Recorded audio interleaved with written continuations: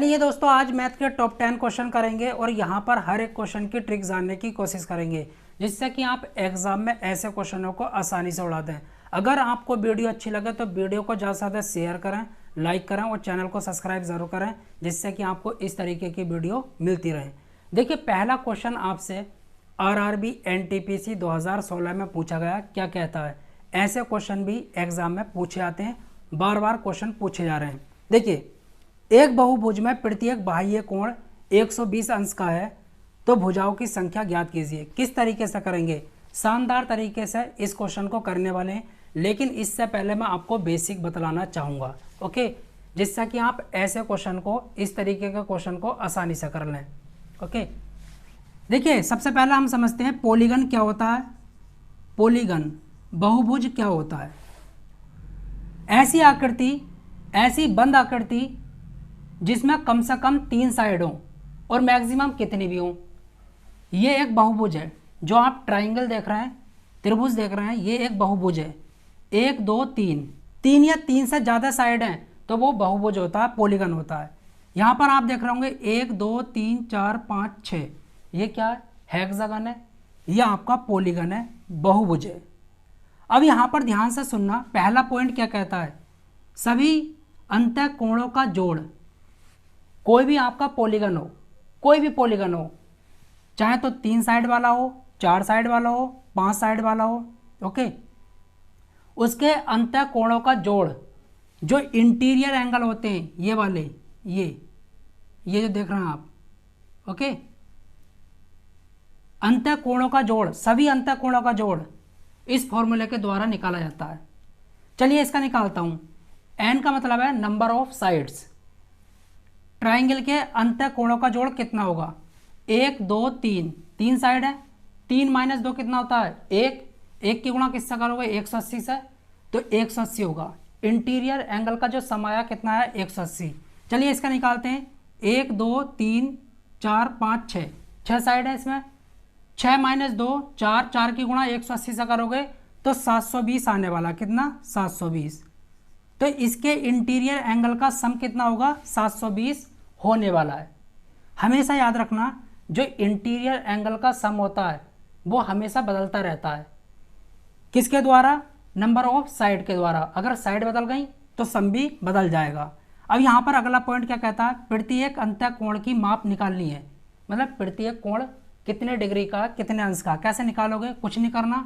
देखिए, जो भी आपका सम आता है उसको नंबर ऑफ साइड से डिवाइड कर दो। कैसे? देखिए, यहाँ पर कितना आया था? 180। कितनी साइड है? 3, 3 से डिवाइड कर दो। 3 छंग 18, 0। प्रत्येक कोण कितने का होगा? 60 का होगा। इस तरीके से निकाल सकते हैं। इसका कितने का होगा? यहाँ पर आप किस तरीके से करोगे? 7 2 0 डिवाइड करोगे कितनी साइड से? 6 से। तो यहाँ पर प्रत्येक कोण की माप जो होगी कितनी होगी? 6 × 6, 6 दूनी 12, 0, 120 होने वाली है। ये कोण 120 का होगा, ये भी 120 का, ये भी 120 का, ये भी सब 120 के होने वाले हैं। अगला पॉइंट क्या कहता है? सभी बाह्य कोणों का योग 360 होता है। ध्यान से सुनना। देखिए, इस साइड को बढ़ाओ, ये बढ़ा दी, ये बढ़ा दी, ये बढ़ा दी, ये वाला, ये वाला, ये वाला, सभी बाह्य कोणों का जोड़, सम ऑफ ईच एक्सटीरियर एंगल का जो जोड़ होता है, सम होता है, वो हमेशा 360 होता है। कोई सा भी पॉलीगन हो, चाहे तो 3 साइड वाला, 4 साइड वाला, 5 साइड वाला, 10 साइड वाला, ओके, तो यहाँ पर 360 ही रहने वाला है। ये क्या कहता है? प्रत्येक बाह्य कोण की माप किस तरीके से निकालोगे? 360 को नंबर ऑफ साइड से डिवाइड कर दो, उसमें कितनी साइड है, इस तरीके से आप निकाल सकते हो। अब देखिए, ये क्वेश्चन बहुत आसान हो गया। कैसे करेंगे? यहाँ पर आपको क्या दे रखा है? ये दे रखा है एक बहुभुज में प्रत्येक बाह्य कोण 120 का है। प्रत्येक बाह्य कोण 120 का है। यहाँ पर आपको दे रखा है 120, ओके, इज इक्वल टू, आपसे क्या पूछा? नंबर ऑफ साइड्स, भुजाओं की संख्या। 360, ये वाला फॉर्मूला लगेगा, डिवाइड में क्या? n, ये इधर आएगा तो n is equal to 360 divide में कितना? 120, 0 से 0, 12 × 36, तो n की वैल्यू कितनी होगी? 3। ठीक है, तो इस तरीके से हम कर सकते हैं। देखिए दोस्तों, ये क्वेश्चन आरआरबी एनटीपीसी 2021 में पूछा गया। क्या कहता है? ये क्वेश्चन बहुत आसान है और इसको बहुत आसान तरीके से हम कर सकते हैं। यदि साइन 2a बराबर कोस 75 है तो a का न्यूनतम धनात्मक मान ज्ञात कीजिए। किस तरीके से करेंगे? बहुत आसान है, बिल्कुल घबराने की जरूरत नहीं है। यहाँ पर मैं आपको ट्रिक बतलाने वाला हूँ। यहाँ पर आपको क्या दे रखा है? साइन 2a बराबर कोस 75 ये आपको दे रखा है। ओके, देखिए यहाँ पर मैं आपको पहले फॉर्मूले बतला देता हूँ। अगर साइन 90 माइनस थीटा है तो इसको चेंज कर सकते हैं कोस थीटा में। कोस 90 माइनस थीटा है, इसको चेंज करते हैं साइन थीटा में। देखिए, अगर यहाँ पर थीटा होगा तो यहाँ पर भी आपको थीटा ही लिखना होगा। यहाँ पर ए होगा तो यहाँ पर आपको ए लिखना होगा। यहाँ पर 2a होगा तो यहाँ पर 2a लिखना होगा। ओके, tan 90 माइनस थीटा बराबर होता है किसके? कोट थीटा के। कोट 90 माइनस थीटा बराबर होता है tan थीटा के। सेक 90 माइनस थीटा बराबर होता है किसके? कोसेक थीटा के।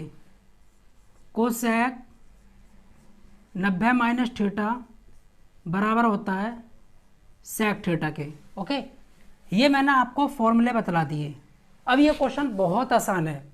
देखिए, या तो आप साइन को चेंज करो या फिर कोस को, एक को ही चेंज करना, सिर्फ एक को। क्या मैं साइन को इस तरीके से लिख सकता हूं? कोस 90 माइनस थीटा। देखिए, अगर मैं इस तरीके से लिखूं कोस 90 माइनस 2a, तो क्या ऐसा करने से कुछ हुआ? कुछ भी नहीं हुआ, लेकिन हमारा काम बन गया। देखिए, कोस 90 माइनस थीटा क्या होता है? Sine theta. थीटा के प्लेस पर क्या? 2a। ये चीज़ यही है, कुछ भी नहीं हुआ। ओके, अब यहाँ पर क्या होगा? कोस से कोस कट जाएगा। 90 माइनस 2a बराबर 75, ये इधर आएगा। ओके, माइनस 2a बराबर 75 माइनस 90, माइनस 2a बराबर माइनस 15, माइनस से माइनस उड़ गया, ए की जो वैल्यू आएगी 7.5 आने वाली है। कौन सा ऑप्शन सही है? ऑप्शन यहाँ पर आपका बी बिल्कुल करेक्ट है। तो इस तरीके से हम कर लेते हैं, लेकिन एक टाइम पर एक ही चेंज करना, या तो ये या फिर ये। अगर आपने ये भी चेंज कर दिया, ये भी कर दिया, तो फिर चेंज ही करते रह जाएंगे। आपको ये नहीं करना। ओके, तो इस तरीके से हम क्वेश्चन को कर लेते हैं।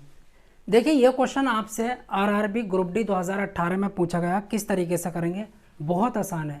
क्या कहता है? यदि संख्या x 4461 11 से विभाज्य है, यह संख्या 11 से पूरी तरीके से डिवाइड है।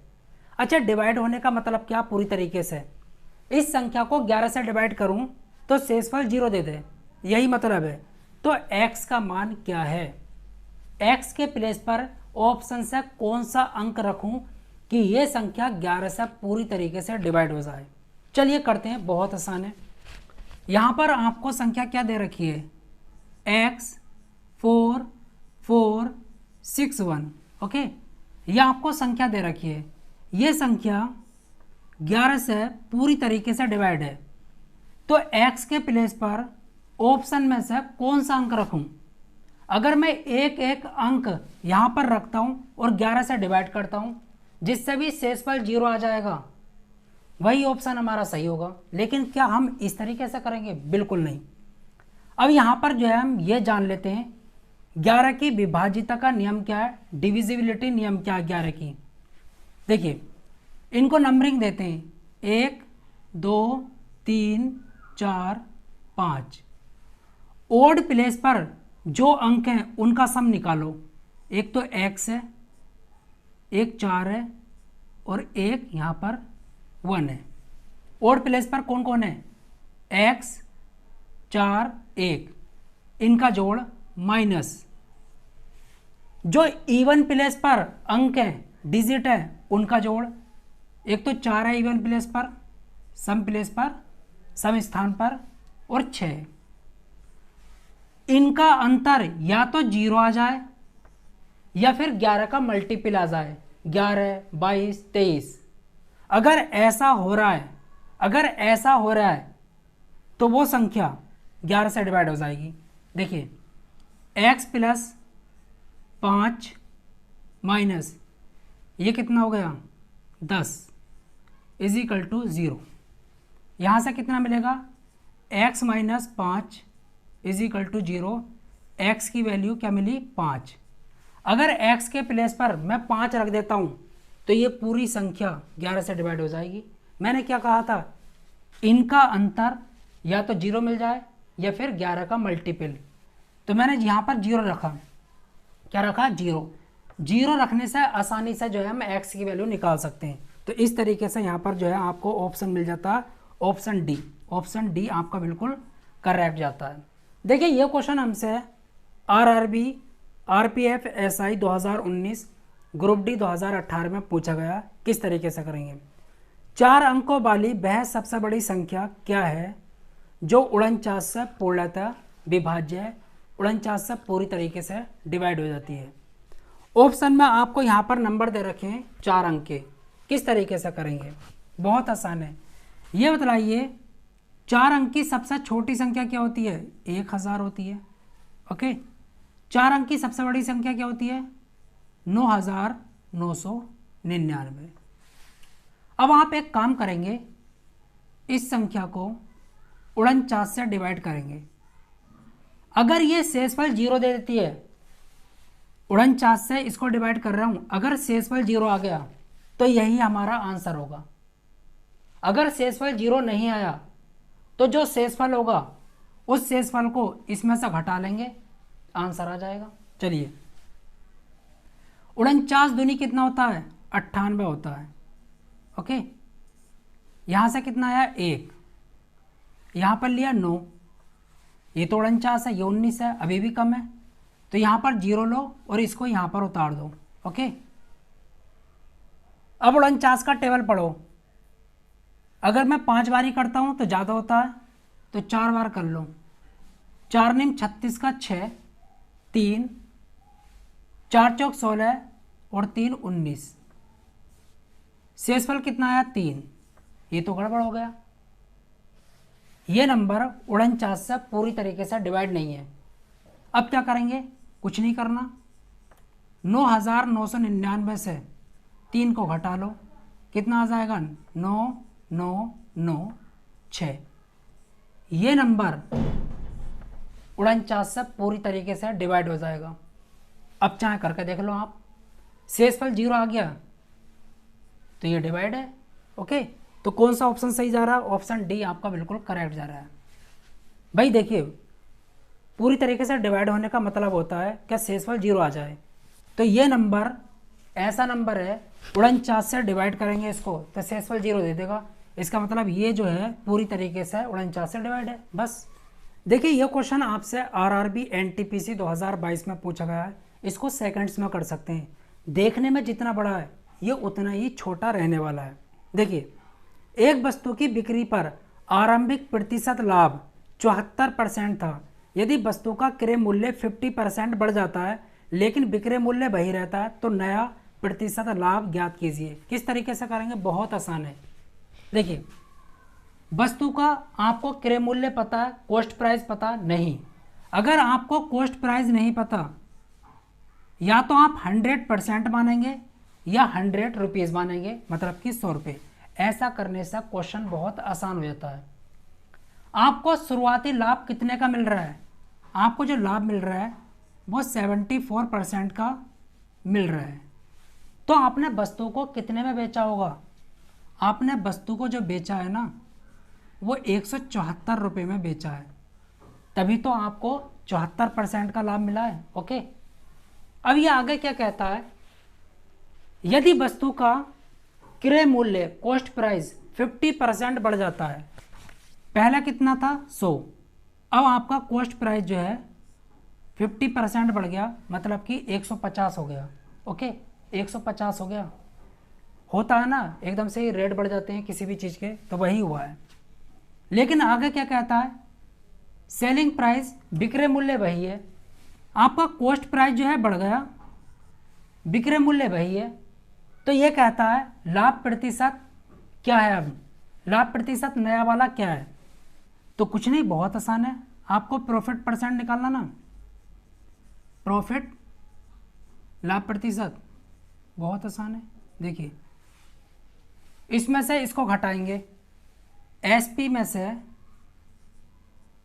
सीपी को घटाएंगे, डिवाइड लाभ प्रतिशत या फिर हानि प्रतिशत हमेशा क्रय मूल्य कॉस्ट प्राइस के रेस्पेक्ट में निकलता है। कॉस्ट प्राइस कितना है 150, ओके, गुणा 100 प्रतिशत बनाने के लिए।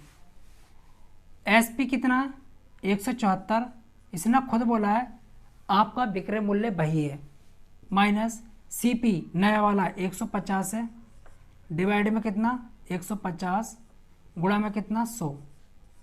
यहाँ से कितना मिलेगा बताइए, अगर मैं 174 में से 150 को घटाता हूँ तो 4 2 ये मिलेगा आपको, ठीक है, 24 गुणा 100 डिवाइड में कितना 150, 0 से 0, 5 दिया 15, 5 दूनी 10, 3 अट्ठे 24, 8 दूनी 16। अब आपको जो प्रॉफिट होगा वो कितने का होगा 16% का, पहला कितने का हो रहा था 74% का। तो कौन सा ऑप्शन सही जाता है, ऑप्शन यहाँ पर आपका बी बिल्कुल करेक्ट जाता है। इस तरीके से हम क्वेश्चन को कर लेते हैं। चलिए देखिए ये क्वेश्चन आपसे आरआरबी एनटीपीसी 2021 में पूछा गया है। 5 पुरुष किसी दीवार को 12 दिन में बना लेते हैं तो मूल दीवार से 50% अधिक दीवार 10 दिन में बनाने के लिए कितने पुरुषों की आवश्यकता होगी।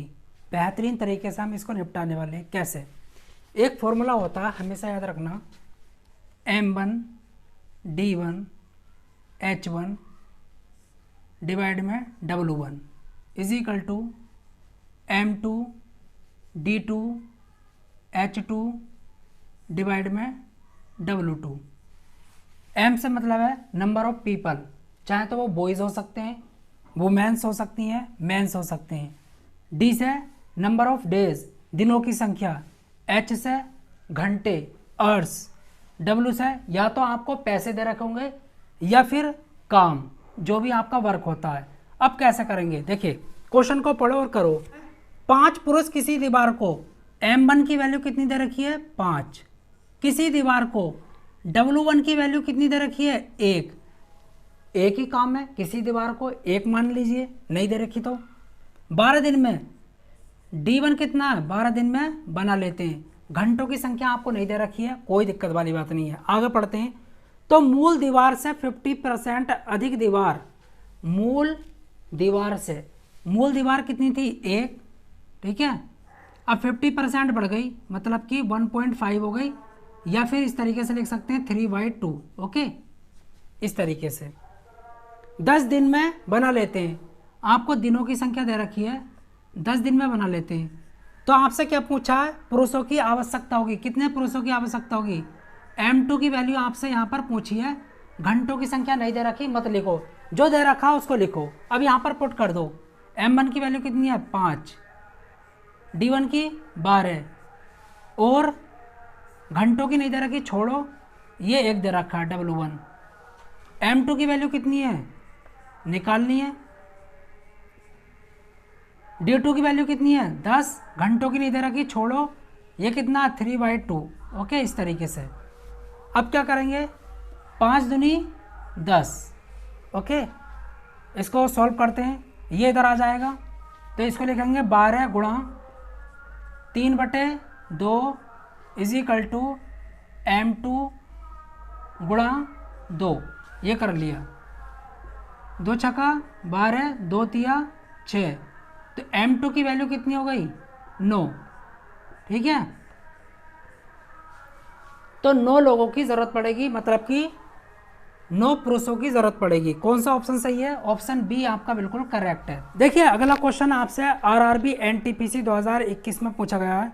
यदि 140 ग्राम पीतल को तांबे के साथ मिलाकर पीतल और तांबे के 4:3 से एक मिश्र धातु तैयार की जाती है तो यह मिश्र धातु बनाने में प्रयोग किए गए तांबे की मात्रा ज्ञात कीजिए। बेहतरीन तरीके से कर सकते हैं। देखिए, पीतल और तांबा इस तरीके से लिख लेते हैं। लिख लिया हमने। पीतल कितना है? 140 ग्राम है। इसकी मात्रा निकालनी है तांबे की। एक एलॉय बनाना है, एक मिश्र धातु बनानी है, लेकिन इनका अनुपात दे रखा है। क्या अनुपात दे रखा है? 4:3। ओके, इसका मतलब ये हुआ कि 4 बराबर किसके है? 140 के। तो यहाँ पर लिखेंगे 4 बराबर 140। ओके, 4 से काटेंगे इसको। 4 तिया 12, 4 पंजे 20। एक अनुपात की वैल्यू कितनी आई है? 35 ग्राम। कितनी? 35 ग्राम। तो 3 अनुपात की वैल्यू निकाल लो, 3 से गुणा कर लो 35 की।